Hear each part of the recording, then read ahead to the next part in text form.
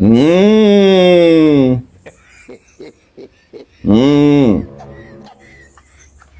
Mmh. Mmh.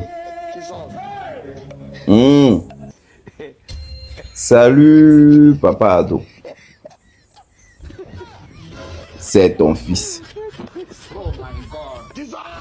Papa, il vient ce matin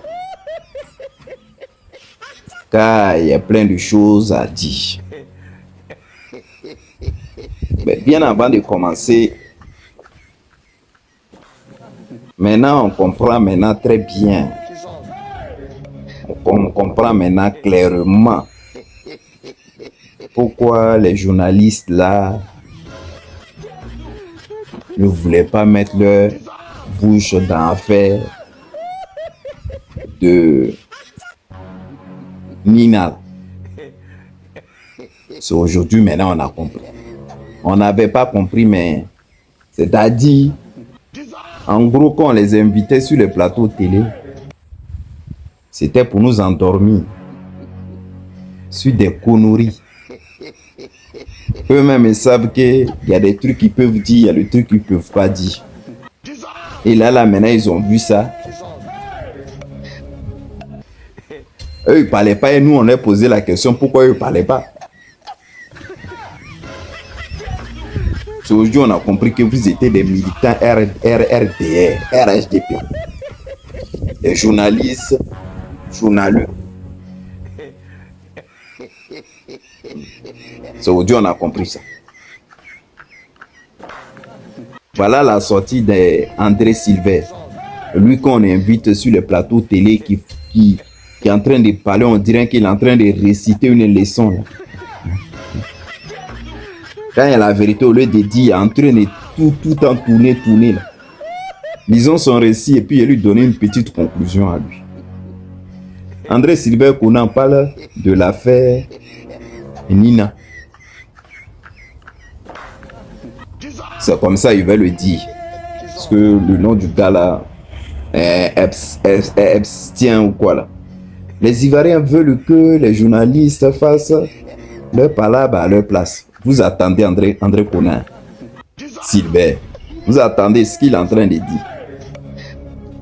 Demain là, c'est ceux-là qui vont aller s'asseoir sur le plateau. Mais il a fini de lire d'abord, puis lui, elle lui répond. Mais leurs leaders politiques sont ouf. Vous attendez. Quand j'entends des gens dire, que dis-tu de l'affaire Nina? Je leur demande que disent les responsables de vos partis politiques de cette affaire. De nombreux Ivoiriens ont tellement cédé leur combat politique à des journalistes militants qu'ils sont assis dans leur salon de ne rien faire, à part inciter des journalistes à donner des opinions sur un sujet, alors que cela est le job des politiciens. Vous attendez. Affaire j'ai dit affaire Nina, impliquant, affaire Epstein, impliquant Nina Keïta. Plein de médias ivoiriens en parlent, y compris Africa Soir. Mais ce que des gens veulent ne sont pas des articles de presse. Ils veulent plutôt que des journalistes érigent en censeur pour charger l'affaire, accabler le RHDP à chaque publication sur leur page Facebook pour que eux s'en délectent et se contentent de mettre des likes. Ils ne cherchent pas à lire des articles de presse sur le sujet. Ils essaient juste des publications Facebook sur le sujet et foncer Alassane Dramane Ouattara et son pouvoir. Pendant ce temps, leur propre parti politique se taisent sur l'affaire ou font des déclarations en utilisant toutes ces précautions possibles. Tant que cette façon, pour certains Ivoiriens, de faire la politique par procuration va continuer, Je vais toujours dénoncer cela et vous serez encore là pour m'insulter. Mais quand vous aurez fini de vous décharger sur moi, vous réfléchirez forcément sur ce que j'ai dit et vous saurez que j'ai dit vrai. Voilà ce que André Silva a dit. Il dit lui n'est pas prêt pour parler de ça. Et que si nous on a envie de savoir son sujet, que lui il a écrit des articles. Pourquoi tu mens comme ça même? Déjà même ceux qui devaient dénoncer même en premier, c'est les journalistes. Pourquoi tu vas envoyer ça aux partis politiques? Pourquoi nos responsables politiques devraient sortir pour parler de ça? Donc toi, ton métier de journalisme là, ça sert à quoi? Mon frère, dis plutôt que tu as peur.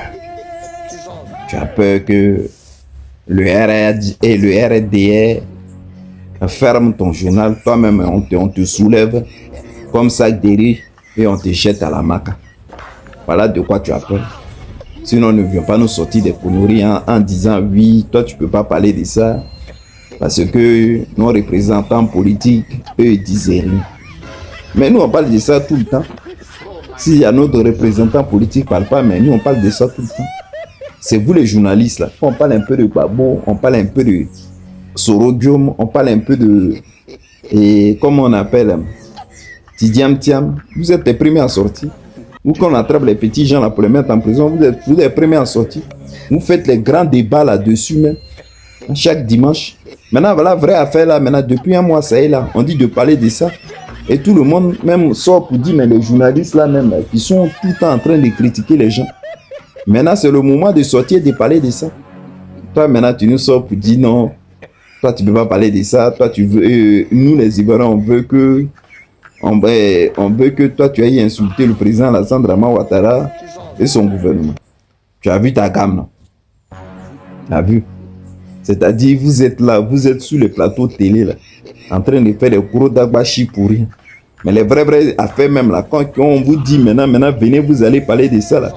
Il n'y a personne qui peut sortir pour dire non, ah ouais, ce qui se passe là, c'est vrai, mais c'est pas bien. Mais personne ne peut en parler de ça. C'est là on voit le vrai journaliste. Au lieu de nous ramener aux politiciens. Donc, toi, pour toi, quand Gbagbo n'a pas sorti pour dire non, affaire de Ninana, et Alassane Dramane Ouattara, c'est comment? Gbagbo même déjà sorti, il a dit non, qu'il ne reconnaît pas son troisième mandat. Est-ce que toi, tu es sorti pour dire ça? Maintenant, comme tu es en train de dire là, Gbagbo a dit qu'il ne reconnaît pas le troisième mandat. Est-ce que toi, tu es sorti pour dire non, ah, c'est pas normal que les enfants sont sortis pour marcher, vous les avez arrêtés, c'est pas normal. Est-ce que toi, tu es sorti pour dire ça? Est-ce que depuis, dans la Côte d'Ivoire, les gens là sont en train de faire les manifestations. C'est sur toi que les Ivoiriens comptent pour que tu viennes parler à leur place. Hein? On vous pose la question parce que vous êtes les premiers à aller sortir les longs discours dans les débats. Et que vous dites vous êtes politicologue. Ouais, c'est ça. Maintenant, voilà la vraie affaire là qu'elle a maintenant. On vous demande de venir parler. Et maintenant, c'est là, maintenant, toi, tu sors maintenant pour nous rencontrer.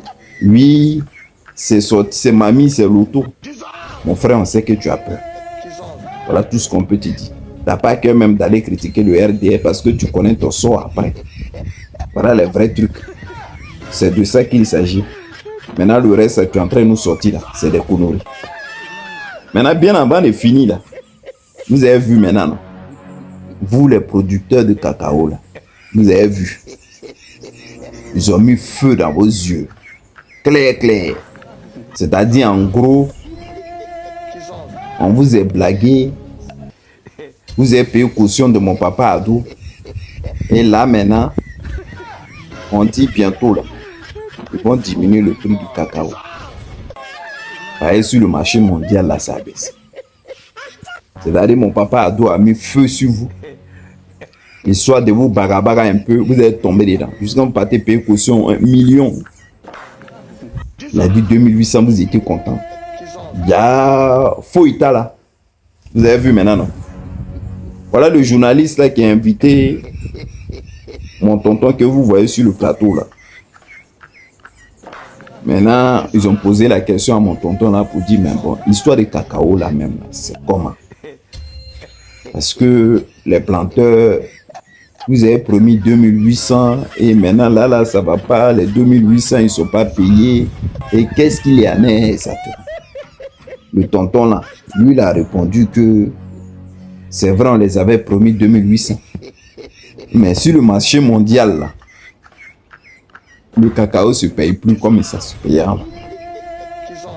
Donc, c'est-à-dire le mois même qui va venir là, le mois de mars dans lequel on est là. Entendons ici, d'ici mi-mars ou début avril, le prix du cacao va baisser.